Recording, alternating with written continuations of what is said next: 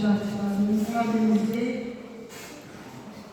vətənimizin Fiska müəllimi, Yuvan müəllimi və digər şagirdlərin və digər əməkdaşlarımızın köməkliyi ilə təşkil olunmuş bu tədbirdə Fiska gecəsində hər birinizi salamlayıram.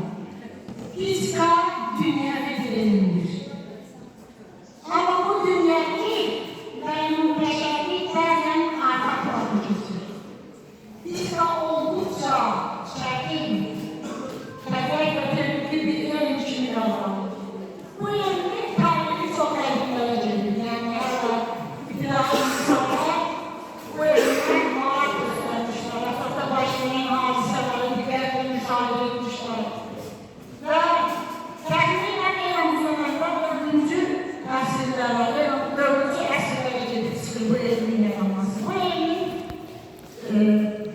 Platon, Aristotel, Pascal, Newton, İbn Sina, Ənvərlər kimi təfəkkürlərlə yanaşı, bütün dünyanın şair təfəkkür kimi tanıdığı nizami cəmləri də yaxşı bilmişdir.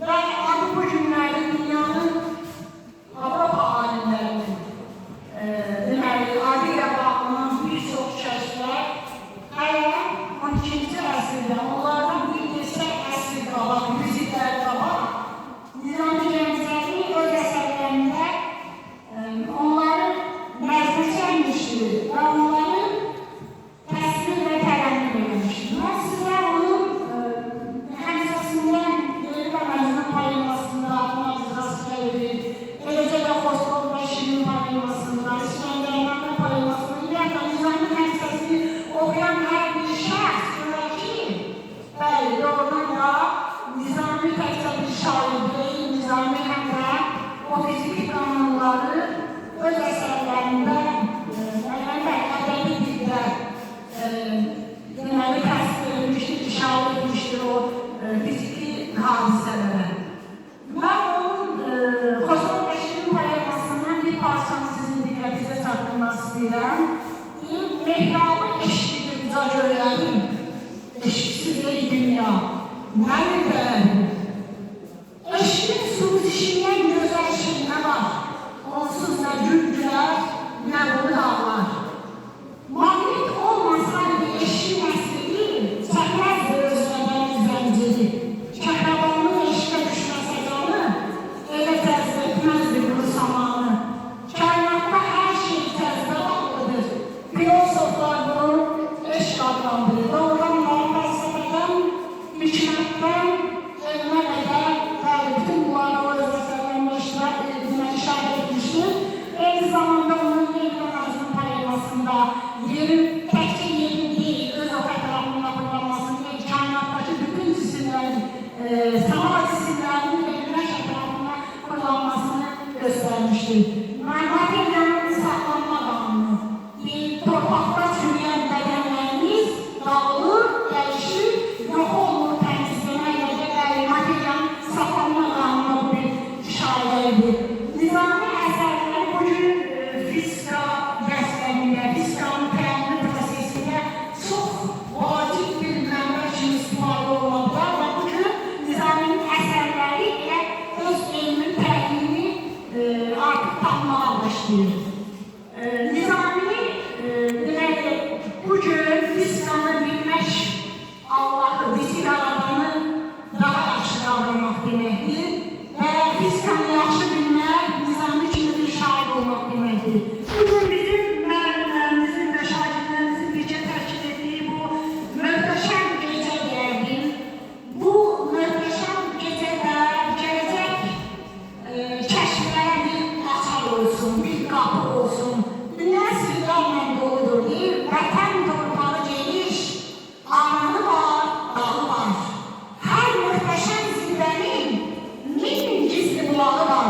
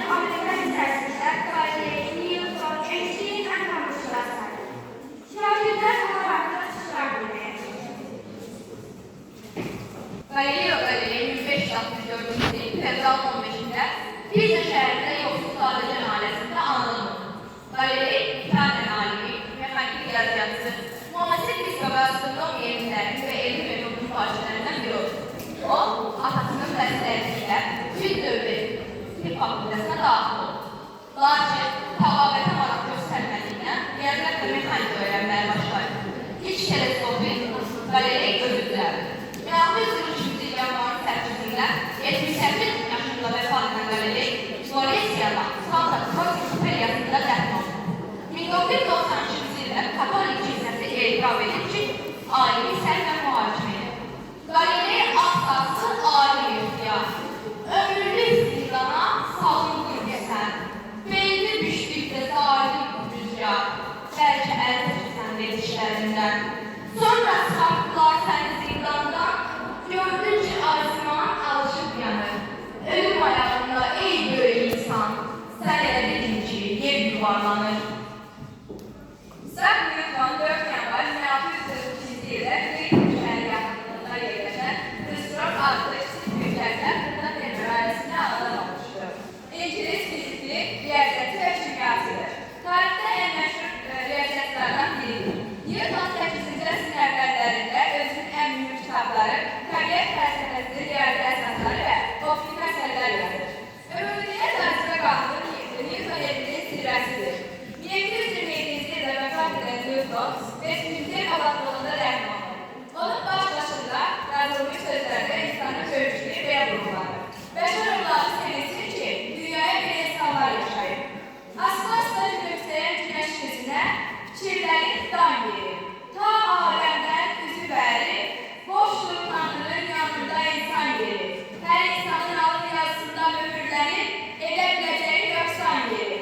Bir qayb almadan öyrəndiyi örməyi, heyvanlardan öyrənəcək çox şeylər var. Bir almanın güzarına getdi. Cənnət adlı Gürcistan verir. Alma bütün nağılların sonudur. Alma dünyanın cazibə qüvvəsinin təməlidir. Ya Tanrı ağıllıdır, ya Newton bəlidir. Almanı Newtonun başına salan ilahinin əlidir. Göylər mələklərə, insanlar yerlərə aiddir. 20-ci əsrin görkəmli fiziki, nisbi nəzəriyyəsi mübarisi, kvant nəzəriyyəsi və statistik fizikinin yaradıcılarından biri Albert Einstein 1879-cu ildə Almaniyanın Ulm şəhərində anadan oldu. Uşaqlıq illərini Münxen şəhərində keçdi.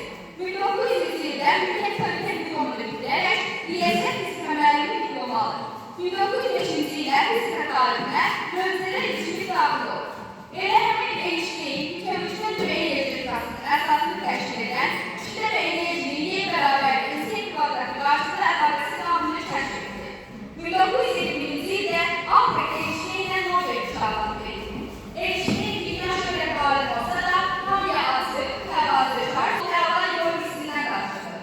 Einsteinlə laboratoriyasında yerləşdiyini soruşanda gülümsəyərək dərəmini göstərilmiş. Albert Einstein 1955-ci ildə, yəni 76 yaşında vəfat edir.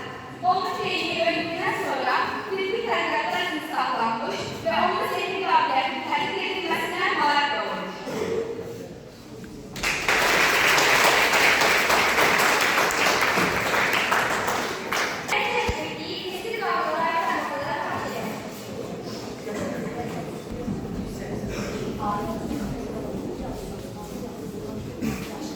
Taşı suya atarsa suya batar o, ağaçlar budaqsa güzel suyun sətində.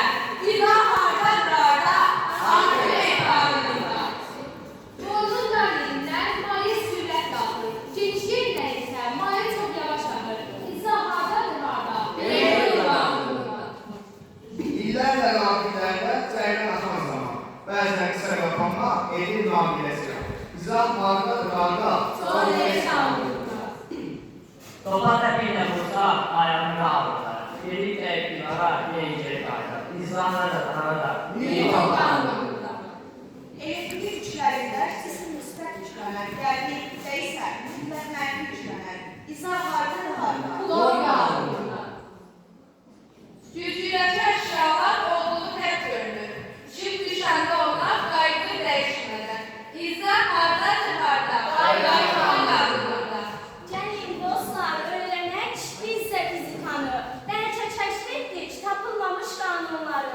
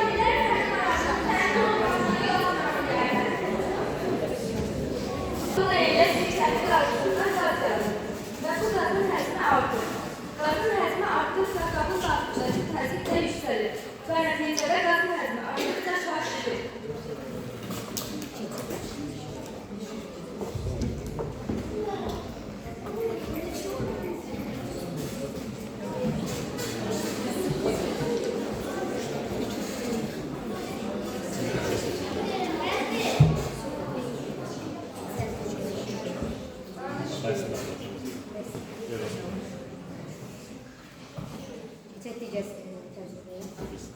əlavə edək. Və yaxşıca qarışdıraq.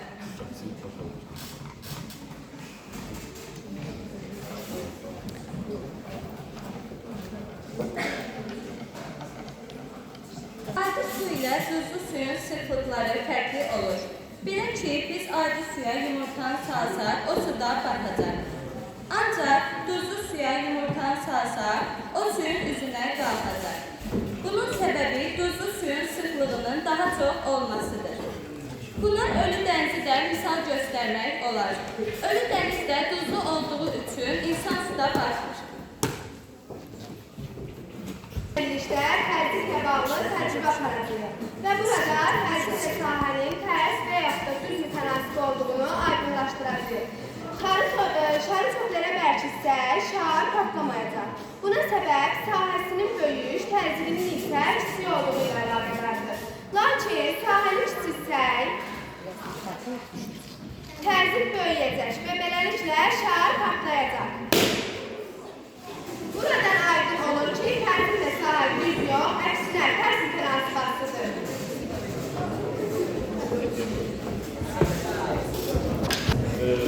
Pulları birinci belə sıxsaq, sıxmağımız çətindir, demək olar ki, mümkün deyil. Ancaq içinə spirt döşədik.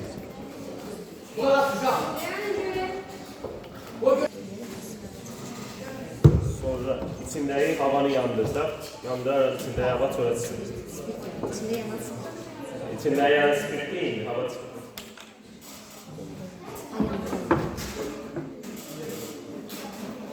İçindəki spirti yandırır.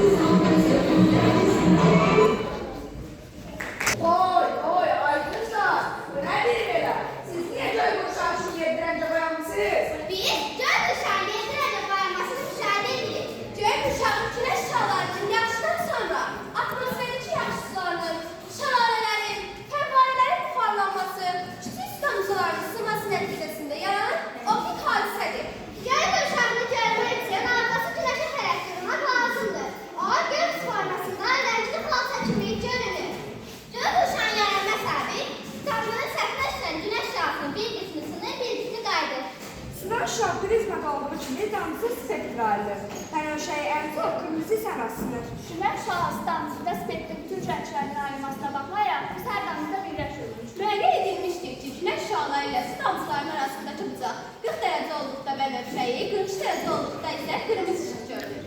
Biz hətta özümüzdə belə bir əsalı sözə qoşmuşuq. Qarın elə sarı yükləyəcəkdə matmazel gözəlləcək. Sağ ol kızlar. Ben siz sayesinde bildim ki köy uşağı nedir?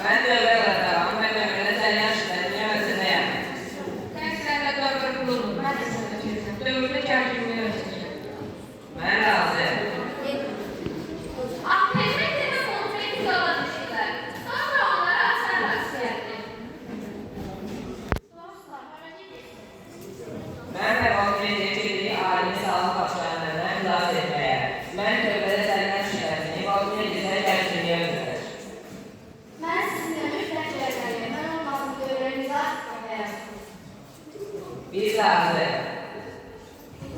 Dostlar yola düşdülər. Sonra isə onlara rampa rast gəldi. Dostlar, hara gedirsiniz? Mən Voltmeyri Ratsa gedi alimi sağlam padişahlarından xilas etməyə.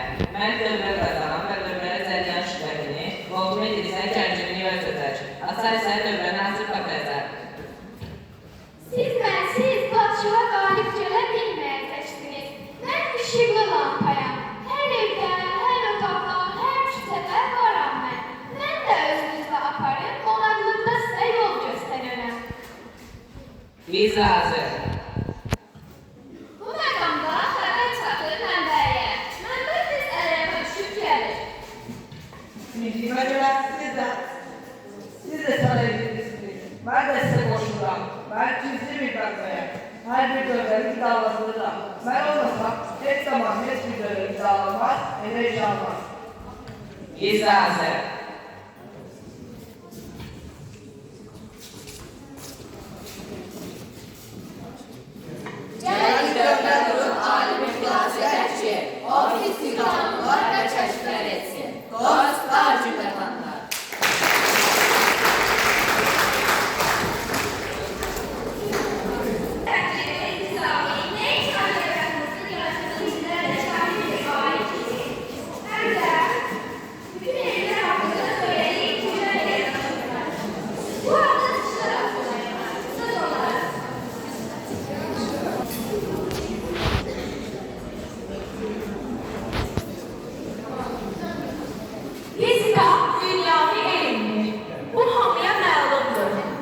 Lakin bu dünyabilik, ümumi bəşərlik bəzən arxa plana keçir.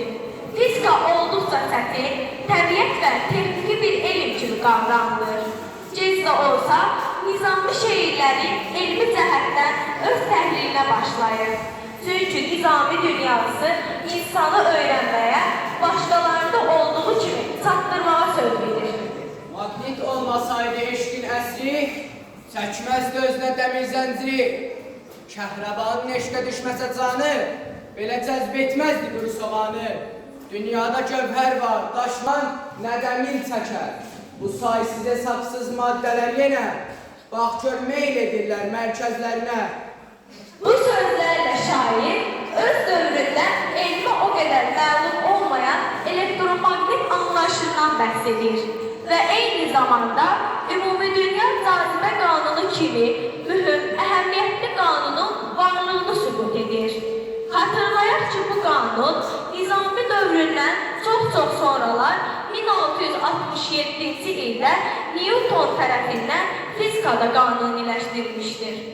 Üstü bu dərədən qolfa yuxarı, 2-3 cilddə alıb gəzər rüzgarı. Sonra inərək geriyə dönər, bu yer kürəsinin başına əyər.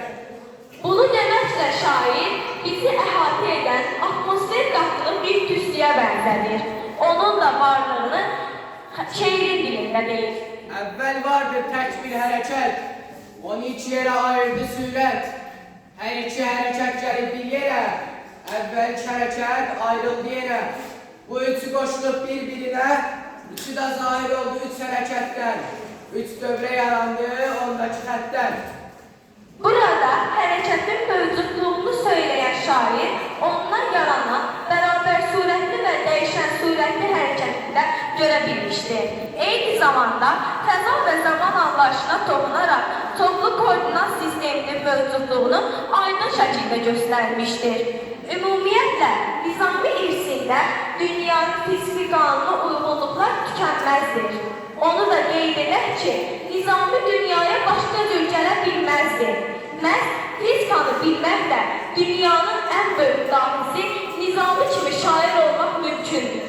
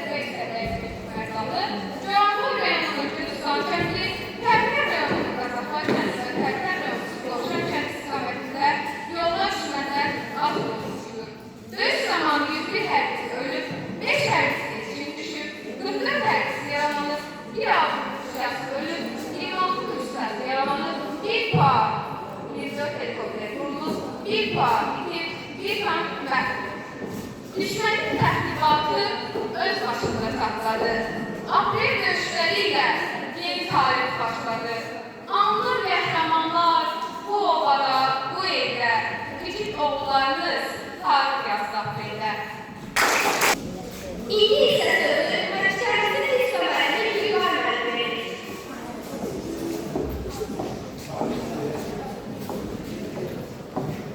Hörmətli müəllimlər, əziz şagirdlər, bugün biz məktəbimizdə fizikanın seyir dünyasında çalışmışdır. Dünyanın möcüzələri fizikanın bir adı təhlilində iştirak edən müəllimləri və şagirdləri təşəkkür edirlər. Əziz müəllimlərdən yoldaşlarına və şagirdlərə xüsusi təşəkkür edirəm. Biz fizikanı öyrənərkən, yəni biz fizikadan təkcə bir deyil, həm də düşünməyi, kəşf etməyi, araşdırmalı öyrənir. Biz fizikanı bir öyrənməklə həm də digər fənləri tezar etmiş olsun. Məsələn, deyək ki, nizami dərslərinin fizika haqqında güclərimiz birləşlər, yəni fizikaya aid güclərimiz öyrənməklə ədəbiyyata çıxış edək.